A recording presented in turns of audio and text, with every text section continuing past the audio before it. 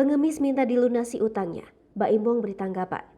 Pemain peran yang kini telah menjadi seorang YouTuber, Mbak Imbong menanggapi video viral seorang ibu. Dalam video viral tersebut, ada seorang ibu yang meminta agar utangnya bisa dilunasi, namun dengan cara marah-marah. Wanita tersebut mengaku jika dirinya berasal dari Banyuwangi, Jawa Timur. Ayah dua anak itu sempat membuat konten tentang seorang perempuan parubaya yang datang ke rumahnya untuk memintanya melunasi utangnya sebesar 20 juta rupiah. Dia juga mengunggah video ibu yang memintanya untuk melunasi utang.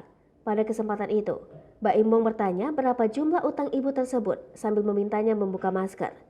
Karena tak terima diviralkan sampai-sampai dibully, wanita parubaya tersebut membuat video marah-marah kepada sahabat Raffi Ahmad itu. Sampai akhirnya, Mbak Imbong memposting video tersebut ke Instagram pribadinya. Atas unggahan Mbak Imbong tersebut, banyak warganet yang mendukungnya, bukan tanpa alasan. Hal tersebut bisa memberikan efek jera agar orang-orang tak asal untuk meminta-minta uang seperti sebelumnya.